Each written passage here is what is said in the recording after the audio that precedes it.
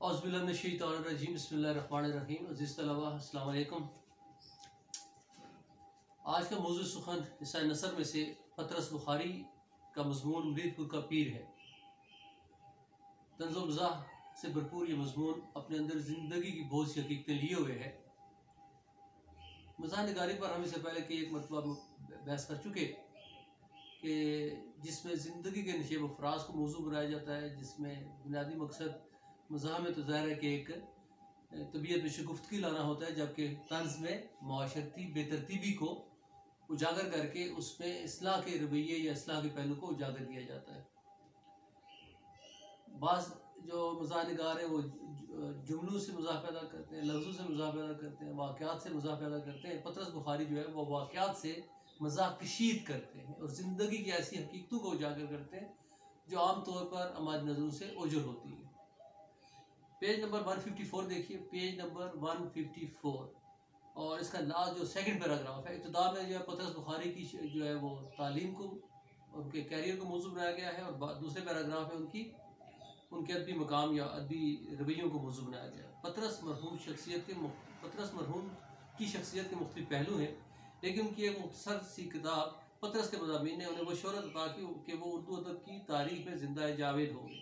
अब अंदाज़ा लगाइए कि महज उन्होंने तकरीबन 11 के करीब मज़ामीन लिखे हैं और इंतहाई मुख्तसर उनकी किताब है, लेकिन जो अदब में बड़ी किताबें हैं या मज़ाह की बड़ी किताबें हैं वो उन पर भी फोकियत रखती है कि उसके अंदर ज़िंदगी की ऐसी हकीकतों को मौजू बना दिया गया जो आफाकियत लिए हुए हैं।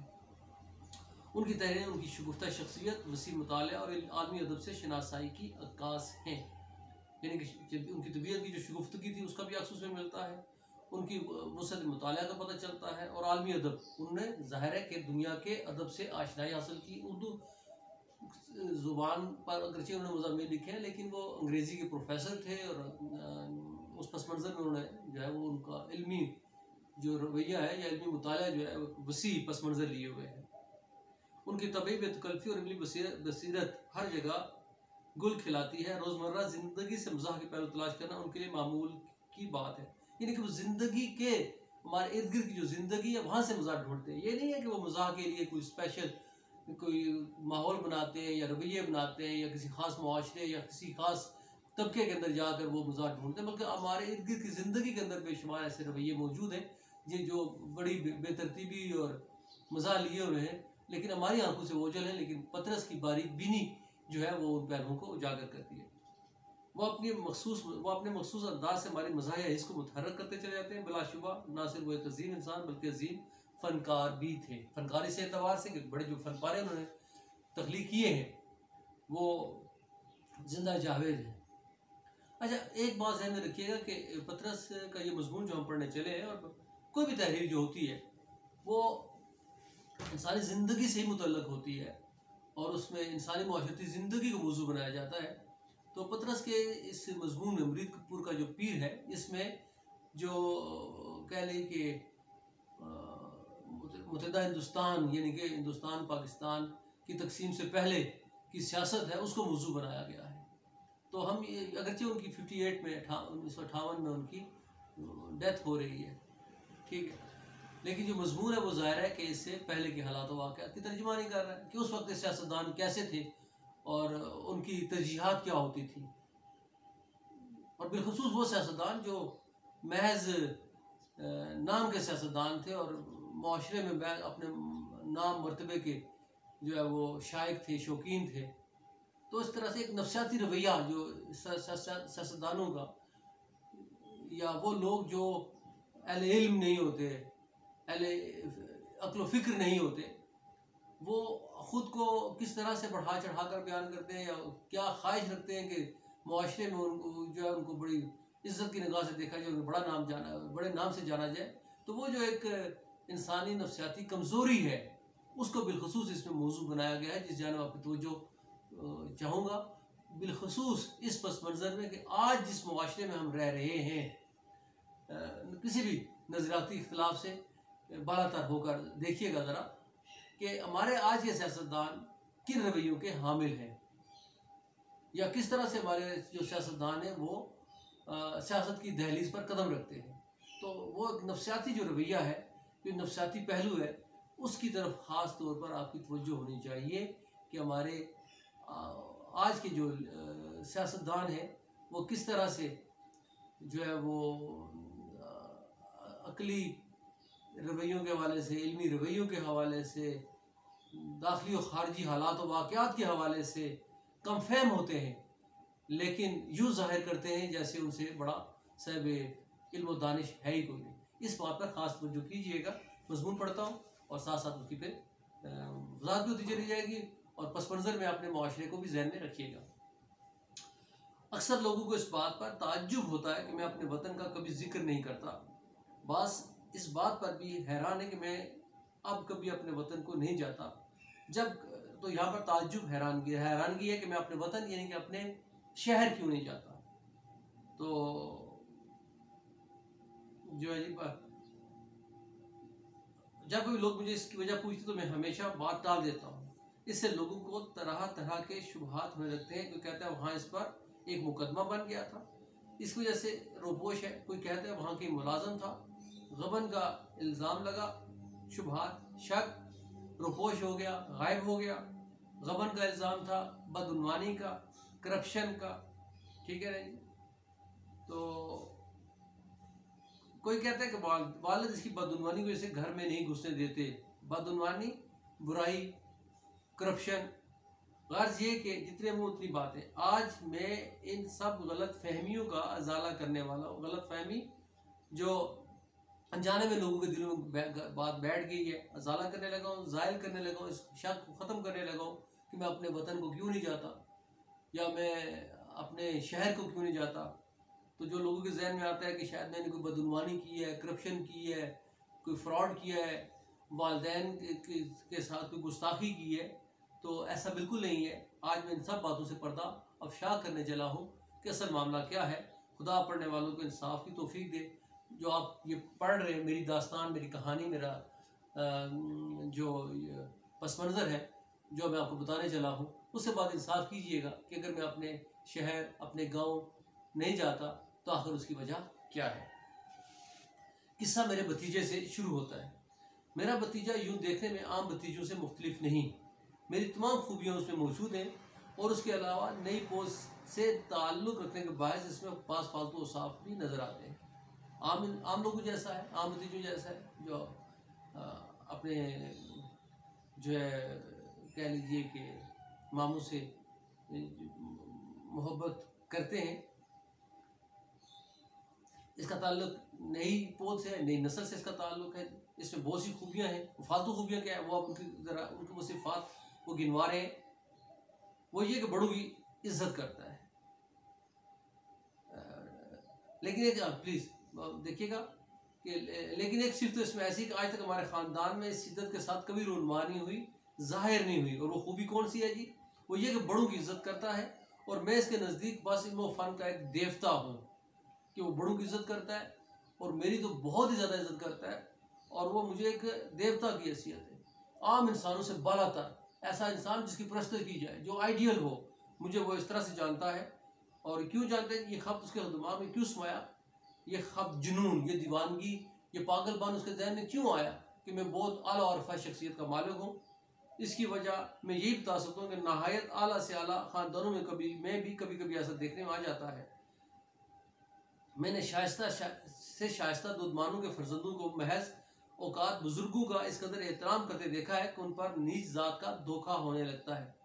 तो क्या कह रहे हैं जी कि मैंने इसकी एक वजह बता सकता हूँ और वजह यह है कि जो हमारे ज़ोकारब होते हैं, दोस्त होते हैं, करीबी रिश्तेदार होते हैं, उन जो कह लीजिए कि शरीके खून जो रिश्ते होते हैं, उनमें ऐसे बच्चे पैदा होते हैं या ऐसे बच्चे जो है वो मौजूद होते हैं जो बुज़ुर्गों का बहुत ज़्यादा एहतराम करते हैं और इतना एहतराम करते हैं कि उनकी ज़ात के उन पर नीच ज़ात का, कि उन पर घटिया होने का, कि ये इतना ज़्यादा पीछे चले जा रहे हैं, इतने ज़्यादा पीछे चले जा रहे हैं कि आखिर इसकी वजह, इसका सबब क्या हो सकता है। एक साल में कांग्रेस के जलसे में चला गया। ये यहाँ पर जलसे से मुराद वो जलसा नहीं है जैसे हमारे यहाँ आए रोज़ जो है वो मुख्तलिफ सियासी पार्टियाँ या मजहबी पार्टियाँ या मुख्तलिफ ग्रोह जो है वो जलसे करते हैं, इज्तिमा करते हैं, इकट्ठे होते हैं, तकरीरें करते हैं, ऐसा नहीं है। बल्कि यहाँ पर जलसे से मुराद सालाना जलसा है। सालाना जलसे से मुराद कि जिसके अंदर पार्टी अपना एक प्रोग्राम देती है, अपना एक मंशूर देती है और लोगों को अपनी तरफ मायल करती है। आए दिन नहीं बल्कि सालाना जलसे की यहाँ पर बात हो रही है। बल्कि ये कहना सही होगा कि कांग्रेस का जलसा मेरे पास चला आया, मतलब कि जिस शहर में मौजूद था वही कांग्रेस वालों ने अपना सालाना जलसा मुनक्कद करने की ठानी। तो अब क्या कह रहे हैं जी कि ऐसा नहीं हुआ कि मैं उस जलसे में चला गया, बल्कि ये बात कहना ज़्यादा मुनासिब होगा कि जलसा मेरे पास चला आया, यानी कि जिस शहर में मैं था उस शहर में जो है जलसे के इनेकाद का प्रोग्राम बना। मैं पहले भी अक्सर जगह ये ऐलान कर चुका हूँ और अब भी बबांगे दोहल ये कहने को तैयार हूँ कि इसमें मेरा ज़रा भी कसूर ना था। बाज़ लोगों को यह हक है कि मैंने महज अपनी तस्कीन नखवत के लिए कांग्रेस का जलसा अपने पास ही करा लिया, कि मैंने अपनी जो है वो खुद नुमाई के लिए, ठीक है ना जी, वो कह लें कि मैंने ये जलसा जो है यहाँ पर करवाया है। और कहते मैं बांगे दो एलानिया जो है ना इस बात का इकरार कर रहा हूँ, एक एलानिया इसका इजहार कर रहा हूँ कि इसमें मेरा कोई कसूर नहीं है। अच्छा, यहाँ पर भी जुमलों के अंदर भी तर्ज देखिएगा, जुमलों के अंदर भी हमें एक तर्ज दिखाई देगा जिस तरफ आपने तवज्जो देना है। लेकिन ये महज हासनों की बदनीयती है। ये लोग अगर ये समझते हैं कि मैंने खुद को लीडर साबित करने के लिए या खुद को नुमाया करने के लिए जैसे अपने इलाके में करवाने की कोशिश की है, तो ये मेरे मुझसे जो हसद करते हैं ये उनकी नीयत पर शक किया जा सकता है। भांडों को मैंने अक्सर अपने शहर में बुलाया है। भांड जो बहरूपी होते हैं ना, रूह भरते रहते हैं, मैंने उन लोगों को अपने शहर में ज़रूर बुलवाया है। 2-1 मरतबा पास थिएटरों को भी दावत दी है, जो मुख्तलिफ जो कह लीजिए कि चलते फिरते ड्रामे करने वाले लोग होते हैं, नकाली करने वाले लोग होते हैं, उनको भी अपने शहर में दावत दी है। इससे इनका मिजाज से आगाही होगी कि जलसा जो होता है वो तो ज़ाहिर एक सियासी शऊर की बेदारी के लिए किया जाता है, फ़िक्री शऊर की बेदारी के लिए किया जाता है। तो ज़ाहिर है उसके लिए साहिब इल्म व फ़िक्र होना ज़रूरी है जो इस तरह के इजलास जो है उनका इनेकाद करेगा। तो ये कि क्या कह रहे हैं, मैंने या तो भांडों को बुलाया है या जो थिएटर करने वाले लोग हैं उनको बुलाया है। तो इससे उनके सतहीपन का अंदाज़ा होता है कि वो किस मिजाज के थे। ये महज एक जुमला नहीं है, बल्कि जो मुरीदपुर का पीर का जो मरकज़ी किरदार है उसकी शख्सियत की अक्कासी हो रही है कि वो शख्सियत कितनी सतही थी। उससे किसी बड़ी इल्मी या फ़िक्री रियाजत या रवैये की तवक्को नहीं की जा सकती। लेकिन कांग्रेस के मुकाबले मेरा रवैया हमेशा गुमनाम शहरी का सा रहा है। बस इससे ज़्यादा मैं इस मौजू पर कुछ ना कहूँगा। यानी कि मेरा कांग्रेस के मुकाबले में मेरा रवैया, यानी कि कांग्रेस के हवाले से, कांग्रेस के यानी कि उस वक्त की जो सियासत थी उस सियासी ज़िंदगी के हवाले से मैं हमेशा गुमनाम शहरी सा रहा हूँ। मतलब जो रोज़मर्रा ज़िंदगी बसर करता है, शब रोज़ गुजारता है, नौकरी की या मजदूरी की, वक्त दिन गुजर गया, उजरत ली और अगले दिन की जो है वो सोच रखी कि कल मैंने क्या करना है। बस इतना ही मेरा जो है वो ज़िंदगी का कह लें कि रोज़मर्रा ज़िंदगी का मामूल था। इससे ज़्यादा ये है कि जलसा होना चाहिए, जलसे में ये होना चाहिए, जलसे में वो होना चाहिए, किसने क्या बात की, उसे ये बात करनी चाहिए थी, उसे ये बात नहीं करनी चाहिए थी। ऐसा कोई हमें यहाँ पर फ़िक्री शऊरी रवैया दिखाई नहीं देता।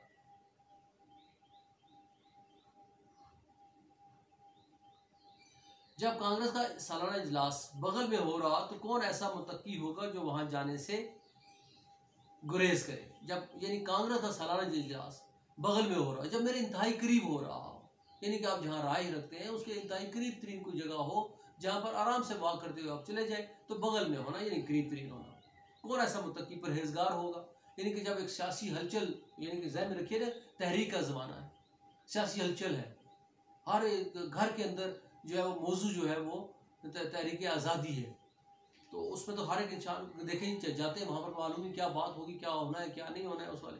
तो कौन ऐसा परहेजगार होगा जो वहाँ जाने से गुरेज करेगा, वो जो वहाँ पर ना जाए। कौन है जो उससे गुरेज करेगा, गुरेज करना रुकना, तो कौन है जो उसे रुकेगा।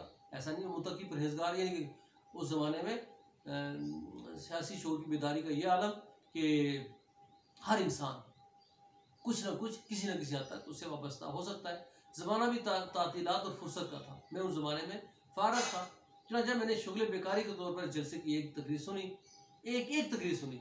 शुगल बेकारी यानी कि मेरे लिए तो बेकारी का शुगल था, फारग हूँ, चले चलते हैं जी।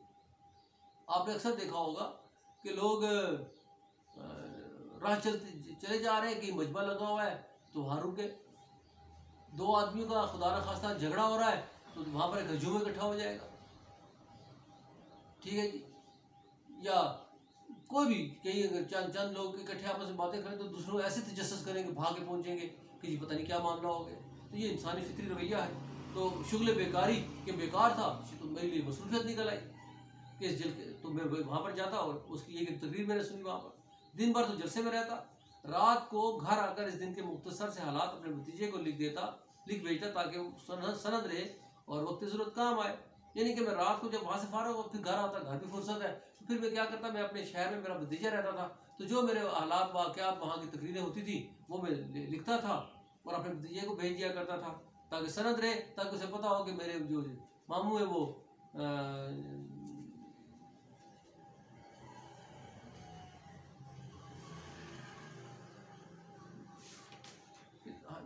भतीजा है जी, भाजा नहीं है भतीजा, चचा की बात हो रही है। तो मेरे चचा जो है वो वहाँ पर जो है वो किस तरह से ज़िंदगी बसर कर रहे हैं या उनकी रोज़मर्रा ज़िंदगी की मसरूफियात क्या है। बाद के वाक़या से मालूम होता है कि भतीजे साहब मेरे हर ख़त को बेहद अदब और एहतराम के साथ खोलते। तो बाद के वाक़या से यानी कि आने वाली ज़िंदगी में जो अब आगे चलकर हम पढ़ेंगे कि जहाँ पर वो हम ज़िंदगी की एक बेतरतीबी हमारे सामने आएगी या वाक़यात की एक बेतरतीबी हमारे सामने आएगी, तो उससे जो इनको मालूम हुआ कि वो मेरे ख़तों के साथ क्या सलूक करते रहे, तो वो क्या कहते हैं कि वो बेहद अदब एहतराम से जो है खोलते, बल्कि बातों से ज़ाहिर होता है कि इफ्तिताई तकरीर से पेशतर वो बाकायदा वज़ू भी कर लेते। तो बाज़ औक़ात यानी कि मुझे उनकी बातों से, उनके ख़त के जवाबात से कभी कभी ये पता चलता है इफ्तिताई तकरीर ख़त खोलने से पहले तो शायद वो वज़ू भी कर लेते थे। यानी यहाँ पर भी इस जुमले में गहरा तंज़ है। ख़त को खुद पढ़ते, फिर दोस्तों को सुनाते, फिर अखबारों के एजेंटों की दुकान पर मुकामी लाल बुछकड़ों के हल्के में उसको खूब बढ़ा चढ़ाकर जो है वो दोहराते। तो ये बाकी बातें तो ठीक हो गई जी कि जो मुकामी लाल बुछक्कड़ जो यानी कि अपने उस ज़माने के जो बड़े लोग होते हैं ना, खुद को जो बड़ा लोग, जो वैसे मैंने इफ्तिताई तारों पे जैसे मैंने बात की है, लाल बुछक्कड़ उस आदमी को कहते हैं जो अपने अक्लमंद हो ना लेकिन खुद को बड़ा अक्लमंद जाने, ये उसके लिए बात हो रही है। तो वो बढ़ा चढ़ाकर दोहराते, फिर मुकामी अखबार के बेहद मुकामी एडिटर के हवाले कर देते जिसे बड़े एहतमाम के साथ छाप देता। उस अखबार का नाम मुरीदपुर गज़ट था। मेरा नतीजा क्या है जी, वो मुखात जो है वो वहाँ के एक मुकामी अखबार के एडिटर को दे देता और वो ऐसा अखबार वहाँ से था जिसका कोई गुमनाम सा अखबार, जिसके पास छपने छपाने के लिए कोई खबर नहीं होती थी, तो वो जनाब इसके खतूत छाप देते। इसकी मुकम्मल फाइल किसी के पास मौजूद नहीं। वो एक महीने तक दो महीने तक जारी रहा, फिर बाद मुश्किलात में इसे बंद हो गया। एडिटर साहब का हुलिया हस्ब ज़ैल है, रंग गंदमी, गुफ्तगू फलसफियाना, शक्ल से चोर मालूम होते हैं। किसी साहब को इनका पता मालूम हो तो मुरीदपुर की खिलाफत कमेटी को इतला पहुँचा दे और इंदल्ला माजूर हूँ, यानी इंदल्ला अल्लाह के नज़दीक, माजूर सवाब पाए, यानी कि वो शख्स ऐसा है जो कि किसी भी तौर ना अपने साथ, ना अपने मुआशरे के साथ, ना अपनी कौम के साथ मुखलिस है। तो अगर किसी को पता हो तो वो उसको गिरफ्तार करके जो है ना खिलाफत कमेटी को पहुँचाए कि वो झूठी खबरें बहुत छापते हैं। नीज़ कोई साहब इनको हरगिज़ कोई चंदा ना दे वरना खिलाफत कमेटी जिम्मेदार ना होगी।